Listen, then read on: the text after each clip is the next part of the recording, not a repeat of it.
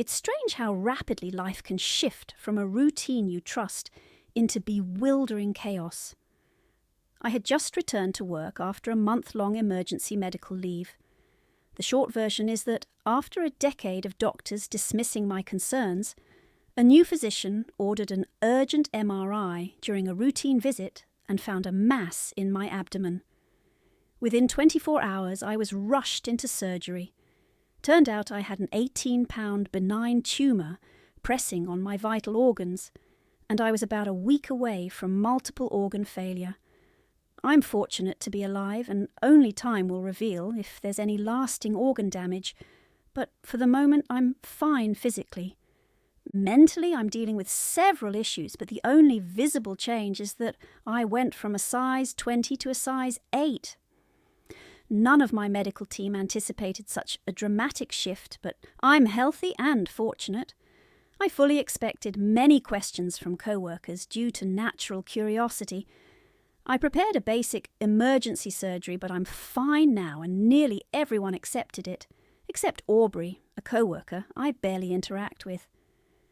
On my first day back, Aubrey approached me and said, "I wish you had come to me to lose the weight instead of resorting to such drastic measures. You're going to gain it all back, you know. I'll be waiting." I knew Aubrey's reputation, but since we rarely crossed paths, I never imagined it would be an issue.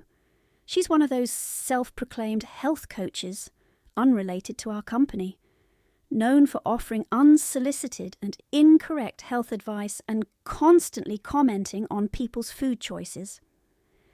I was speechless when she implied I chose to get butchered rather than do the hard work of losing weight.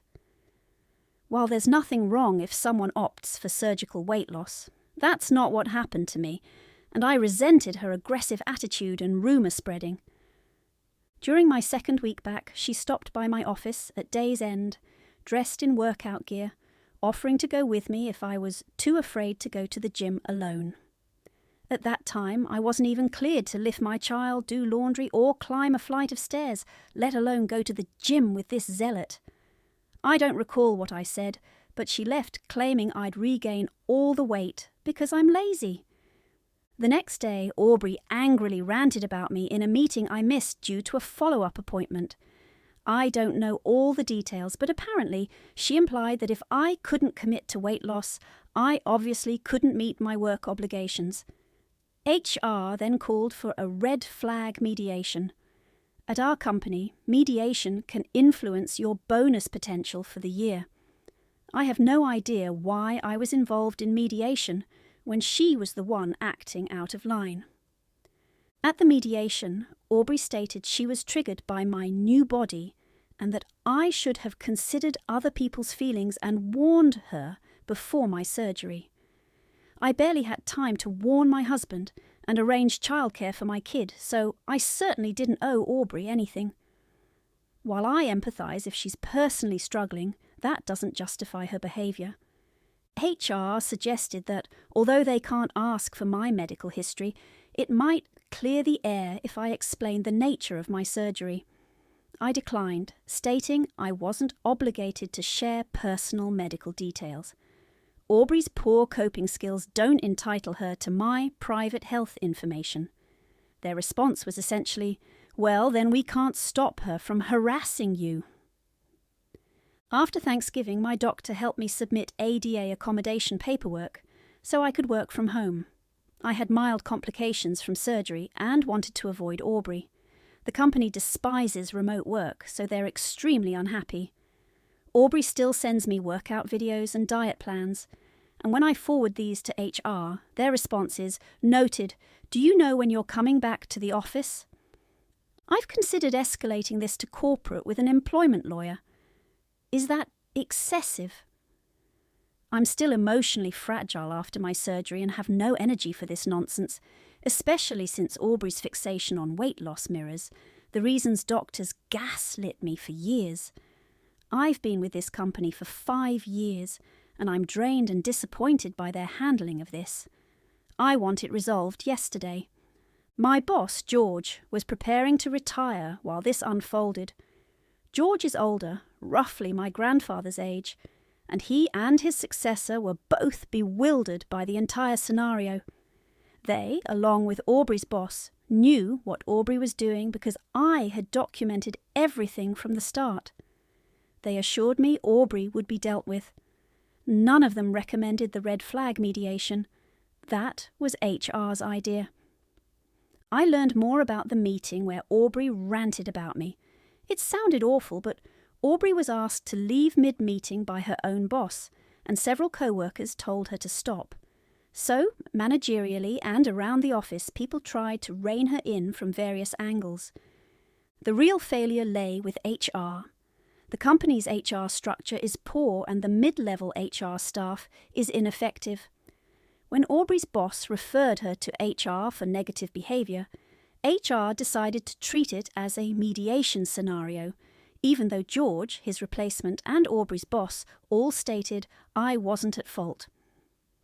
When George found out, he spoke to the HR generalist's manager, who said my absence likely caused Aubrey extra strain and work, even though Aubrey isn't qualified for my role.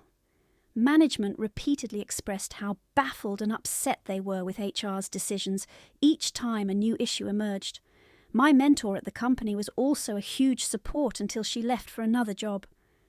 When my doctor extended my ADA work-from-home accommodation a second time, HR noted my attendance as a concern.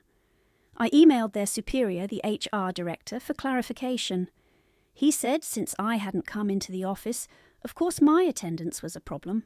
I reminded him I had medical documentation, stating that if WFH wasn't available, they should refer to the FMLA paperwork my medical team provided. He replied that medical documentation, including both FMLA and ADA accommodations, doesn't hold much weight at the company. That's when I got a lawyer. Aubrey's antics receded into the background when HR started their medical documentation doesn't matter campaign.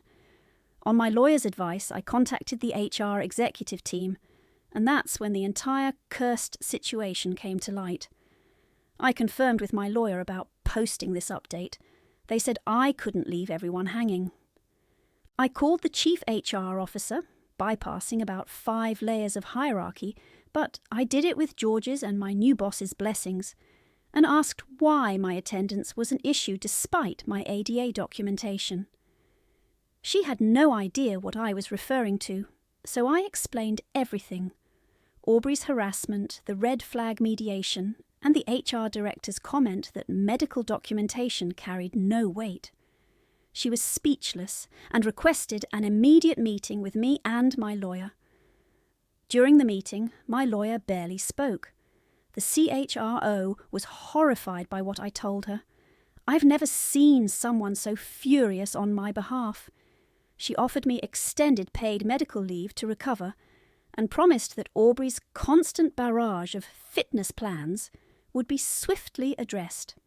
After that, Aubrey went silent for quite some time. Through office gossip, I heard that the HR staff who orchestrated the red flag meeting and threatened to write me up were let go. Aubrey wasn't fired because they believed HR misled her, though I disagree with that logic, but she ended up on a strict performance improvement plan. Then, out of nowhere, she appeared at my house. This escalated from bizarre to outright absurd.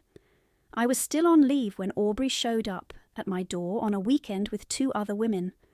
As some commenters guessed, she's deeply involved in an MLM or a cult. I'm honestly unsure.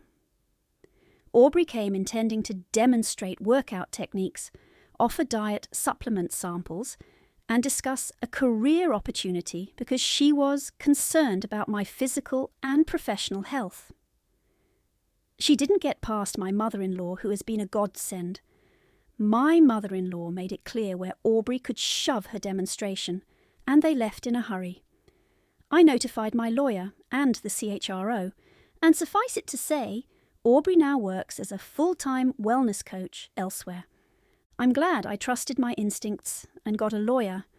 The company changed drastically over the last year due to a toxic HR department that encouraged behaviour like Aubrey's and spread misinformation about medical leave and time off.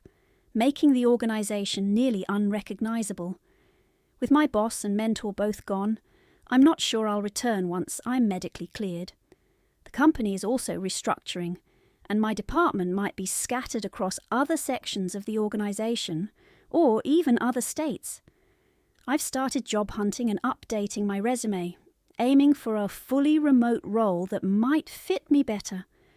I received an offer from a local company going nearly fully remote, with administration and management meeting once a month. The salary and arrangement felt right. My position is HR adjacent as head of payroll, reporting to the COO, hired by both the CEO and COO. I walked into our first admin meeting, and who should be sitting across from me but the HR director who once claimed medical documentation didn't matter, and orchestrated that red flag meeting. Let's call him Bob. Bob is the interim HR director here. He looked extremely uncomfortable when he recognised me. We reviewed employee files, including several on maternity leave and 2 injured on a job site. Bob grew quieter as we went over medical documentation and approved paid leave. I smiled and locked eyes with him each time I asked, "And does Jill have her medical documentation? Excellent! Medical documentation holds a lot of weight. That's important." Bob looked like he wanted to vanish. At one point, he tried arguing against someone using their PTO to care for a dying parent, even though they had ample PTO. I smiled and said, "You're right. Our employee support fund should cover half this time. It's unfortunate for them to lose all their PTO when they'll obviously need it to heal and grieve. Why don't you get me the support fund paperwork this afternoon? That's very generous of you." Everyone agreed it was a wonderful idea, praising Bob for his thoughtfulness. He looked like he swallowed a lemon but had to hand over the documents an hour later. Medically, I'm improving, and I'm pleased to move on from where I was. Aubrey remains silent, which suits me perfectly. Bob can stew in his discomfort. I'm simply grateful I stood up for myself, contacted the right people, and left a toxic environment before it cost me my well-being.